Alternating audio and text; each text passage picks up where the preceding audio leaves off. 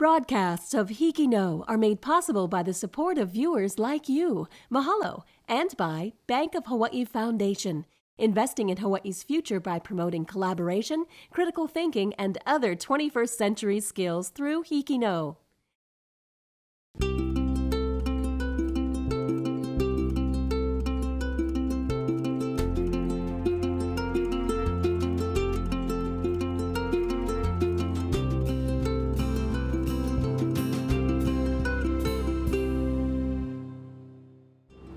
Aloha, and welcome to a special edition of HIKI NŌ, coming to you from Radford High School near Pearl Harbor on the island of Oahu.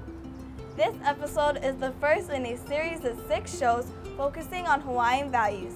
Each installment will focus on a specific value and feature stories about people living their lives based on that value. The Hawaiian value for this episode is Hoʻomau, which means to persevere, perpetuate, and to continue. This value has special meaning to the students of Radford High because our population of 1,351 students consists of approximately 65% military dependents. Due to our transient nature, many members of our student body face emotional hardships caused by frequent deployments. These include long-distance relations with parents, relatives, and friends. But despite the challenges we face, we continue to persevere and strive for the best. Our first story of Hoʻomau comes from students at Maui High School.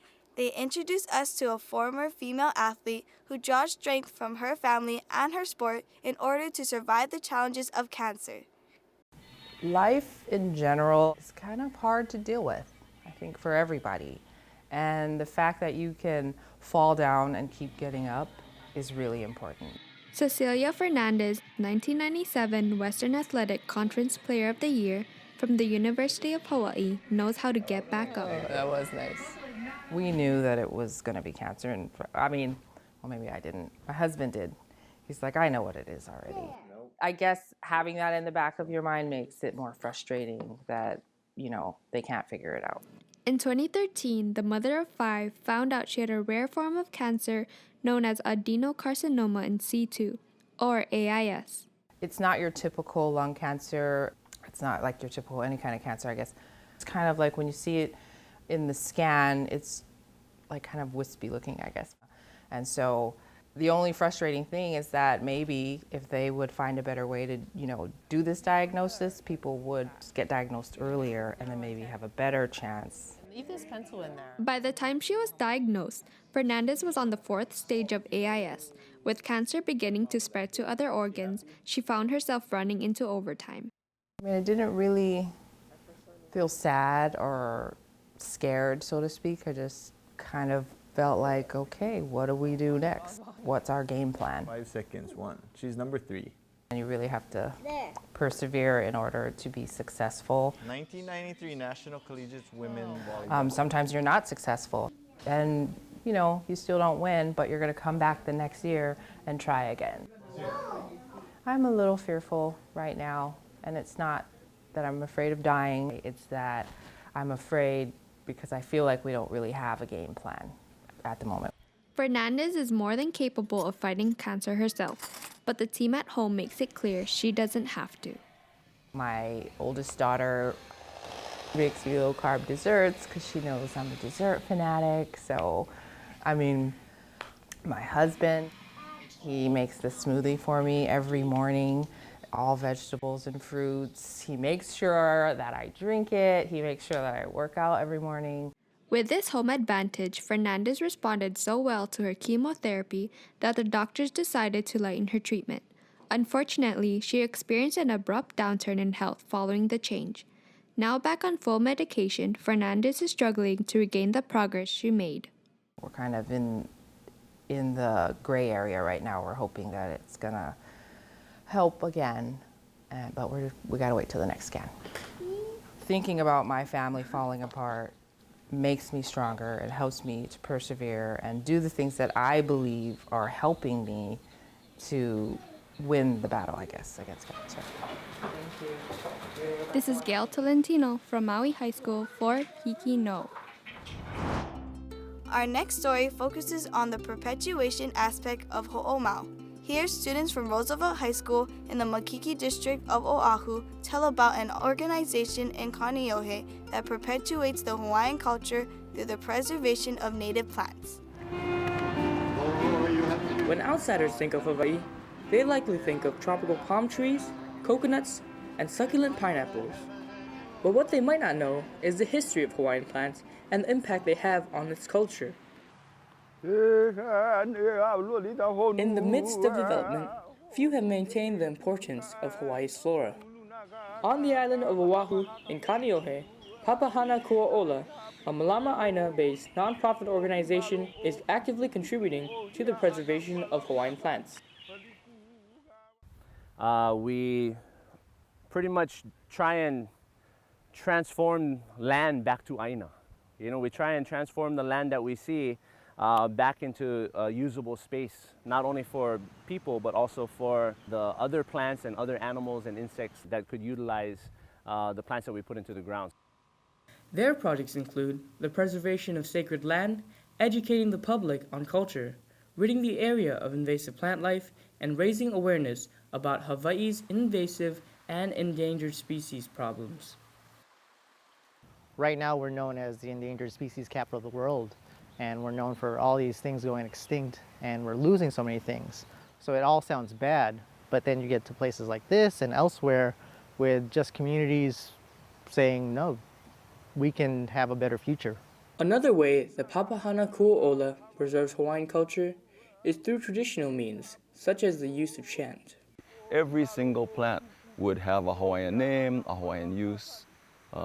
It's an amazing thing. The knowledge that Hawaiians hold in the Oli and in the Mo'olelo about every single plant that's in the Hawaiian universe, you can find it there.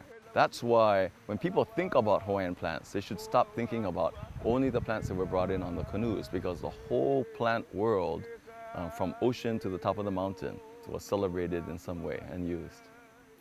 Papahana Kuaola and the passing down of chant have had a powerful effect on the preservation of culture. But citizens of Hawaii can also do their part to help.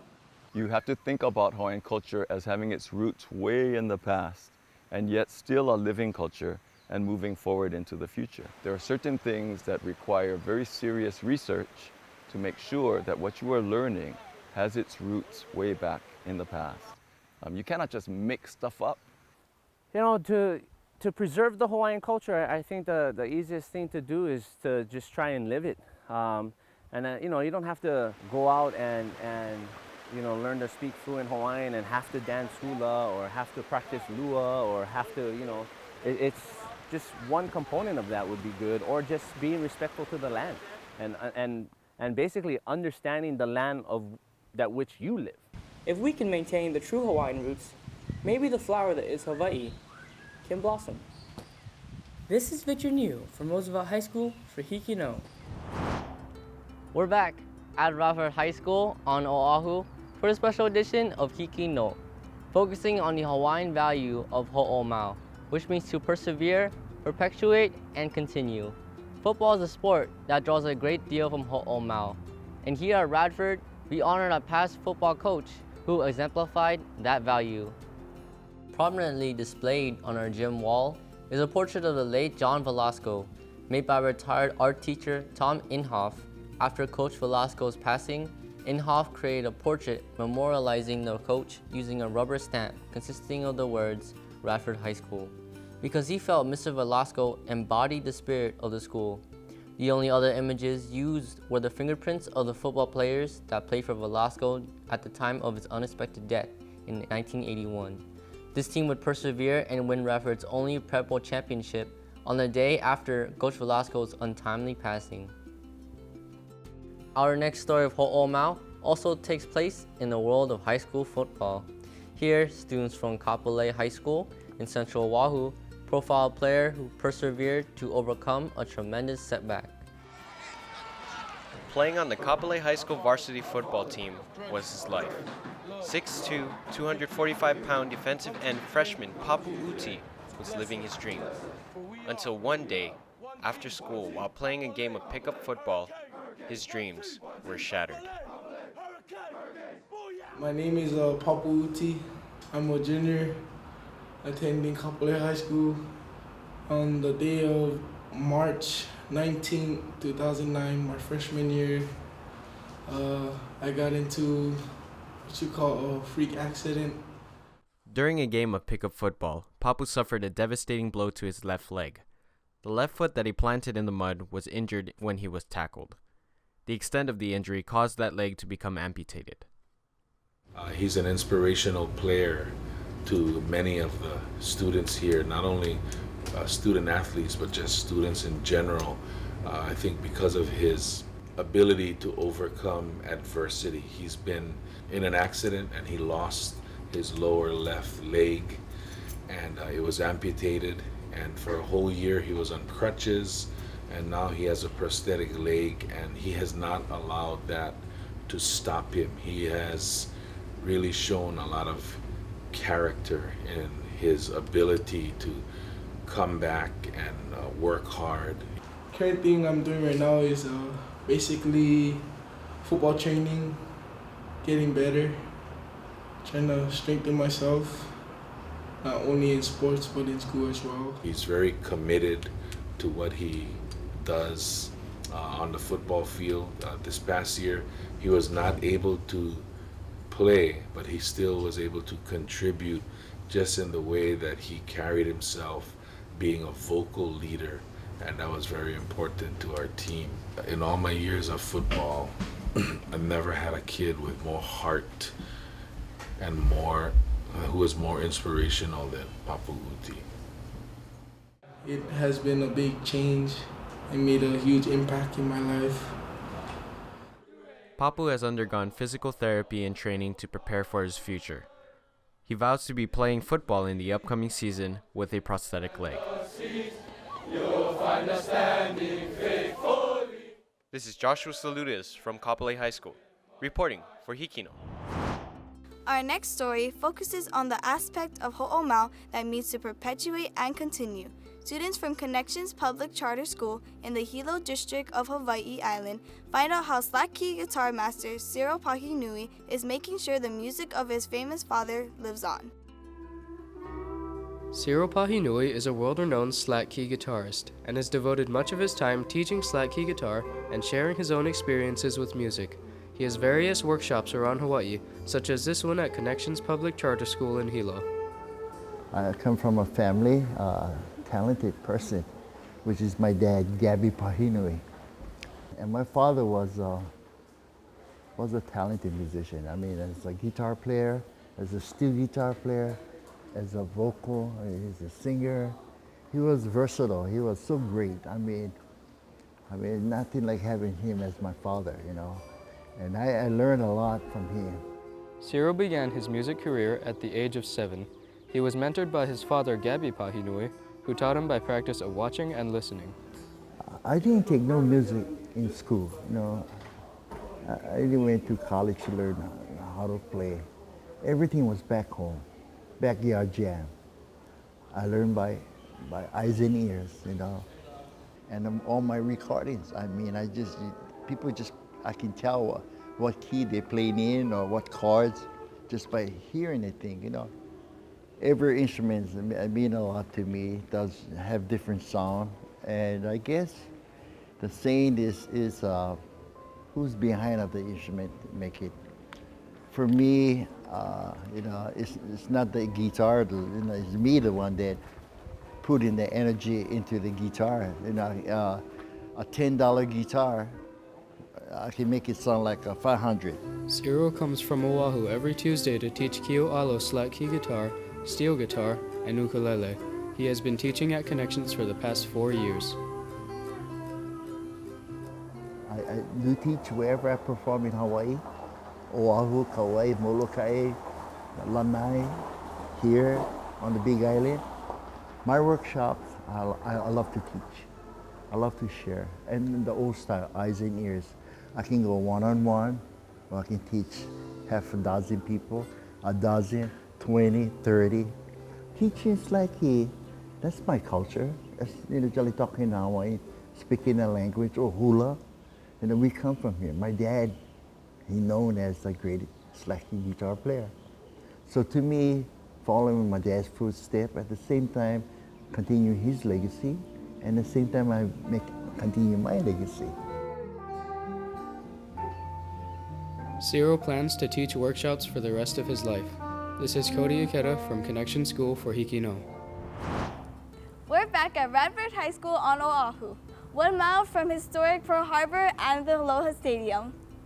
Established in 1957, our school was named after Admiral Arthur W. Radford, former chairman of the Joint Chiefs of Staff, who was stationed in Hawaii while serving in the U.S. Navy.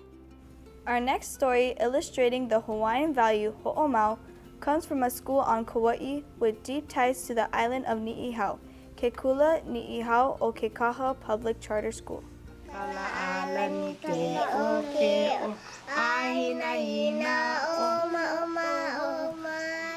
Aloha, my name is Hope Kaimi Strickland.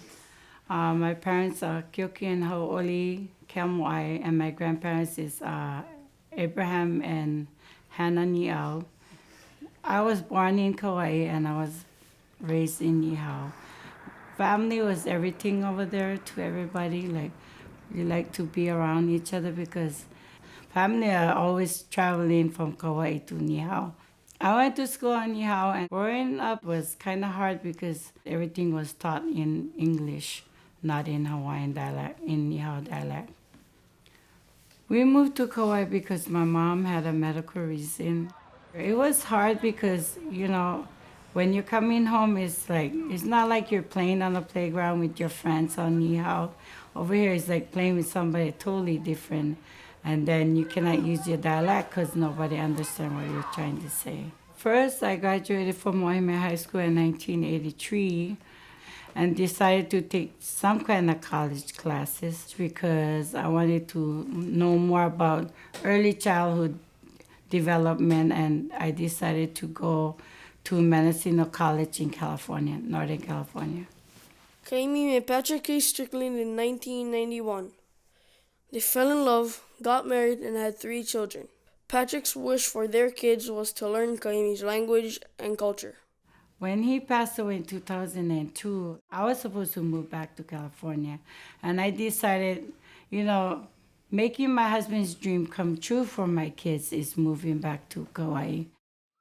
The Ni'ihau language is a unique dialect of Hawaiian. Today, there may be fewer than 300 fluent speakers. You know, we're trying to keep our dialect alive. It's something that's not going to grow if our children don't keep it alive, because it can fade away like any time, you know. Te ia manawa te raku hana kātu te kātu hawina te mana aili ke me te manawa kani no ka tumu te manawa ta kamapiula kamani hanai. Ta manawa kani toa tahi to kātu hana kātu te kātu pa hawina maluna weno ta pute. Tumu mei te raku hana raku ta te raku maupi raku akame raku ta hana ana manu kamapiula. Back in the days, it's like technology wasn't anything, but nowadays technology is really important for them. Aloha. For HIKI NŌ, this is Ioane Kaneohe. Our next story comes from students at Waianae Intermediate School on the west side of Oahu and proves that sometimes in order to ho'omau or persevere, you have to learn that you can't control everything in your life. I should organize my room, it's a mess. 13-year-old Crystal Sabeto has a list for everything. And I still have to learn rifles. Ready? For a media producer and color guard captain with a 4.0 GPA, and 4, everything must be neat, organized, and in control. Move 1. Oh, wrong one. Go back to center, I'm sorry. Hey, I'm Crystal Sabeto. Nothing's gonna go wrong for me. While many teenagers worry about who their next date will be, Krista worries about who will remember to buy food for her family. However, there are some things lists can't control. My greatest concern is,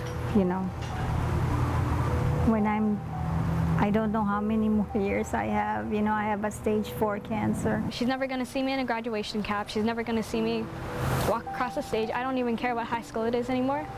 She would just never see me do that. In the U.S., 1 in 17 people are diagnosed with colon cancer. Marilu Sabeto is one of them. Actually, yes, it was a surprise because she was so healthy. She was really active and all that. She would always walk with me to school. I know that I'm not going to turn out lucky this time, no matter what happens. It's not going to come out the way I want it. My greatest concern is me not being around anymore. You know, who's she going to talk to? I want to be there for her, which I don't know if I could be. Well, it's impossible for her not to be there because she was always there. I don't know how I'm gonna deal with that. There are 8 counts for the A's to come back in. In order for Crystal to deal with the uncontrollable, she keeps herself busy. She stays busy. She's involved with school. I think that helps her keep her attitude up. As Crystal grows, so does her list. The challenges change as much as she does, but the one constant trait is her willingness to meet the struggles head-on. I think it made me stronger, but not that anybody could actually notice. It's kind of like an internal struggle. I think I just kind of deal with it myself. I try to figure things out. I kind of had to grow up a little. And if you look inside, you'll see she's had to grow up more than just a little. Even if you cry about it all day, it's not going to make you any more ready to see her pass away. This is Gina Jove reporting from Waianae Intermediate School for HIKI NŌ.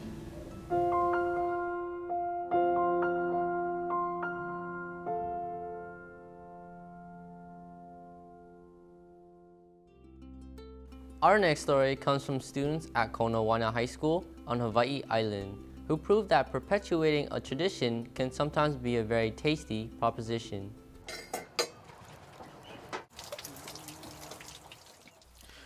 Every Thursday, volunteers from the Kona Historical Society wake up bright and early to heat up an old-fashioned stone oven to bake Portuguese bread.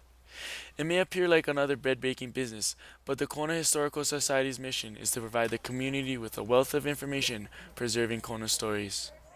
The tradition really is how did Kona get settled and what was happening back in those days. And most of the present-day children don't realize or don't know what has happened before. And most of the people who lived in that period of time have not passing away, and we don't have the documented traditions alive here to let people know how Kona was settled, how it was, how it grew, and what it was like in the early periods. Recreating an authentic Portuguese stone oven proved to be a challenging but worthwhile endeavor.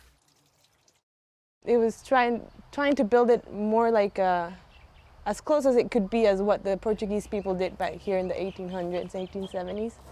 And it's been here for 5 years, and it's got, the foundation and then the brick bed for the hearth of the oven. And then it's got 2 layers of lava rock, 1 dome of lava, and then they did the second one. And we pull out all the coals when the time is ready to get the oven equalized in temperature, and there's no fire, there's nothing heating up the oven more than what the wood heat up during the 4 hours, yeah. Aside from the usual ingredients of flour, water, and eggs to make bread, the unique baking process using the stone oven gives the bread a taste that cannot be reproduced in conventional ovens. Time, smell, how it feels, how it sounds when you tap on it, how it looks, experience, all of them. Some people go just, this is how long it's gonna be in there, and they leave it in for, say, 20 minutes. I look at it more, and I might take it out at 14 minutes if it looks done, because I'd rather not burn it. And bread will continue to bake for up to half an hour after it comes out of the oven. It's still got so much heat trapped in it that it still bakes. So I don't worry too much if it's not fully cooked the second it comes out. It does end up cooking over. $7 will buy you a loaf of one of the best breads you will ever taste. If you're ever in the Kona area, be sure to stop by the Kona Historical Society, your guide to Kona's living history. This is Gunnar Nagata from Kona High School reporting to you for HIKI NŌ. We hope you've enjoyed this special edition of HIKI NŌ on Hawaiian value of Ho'omau, as much as we've enjoyed presenting it to you. All of the stories we presented were conceived, shot, written, and edited by students like us. Proof positive that when it comes to reporting stories that matter, Hawaii students HIKI NŌ Can do. Be sure to tune in next week when HIKI NŌ students explore the Hawaiian value known as kuleana, which means responsibility.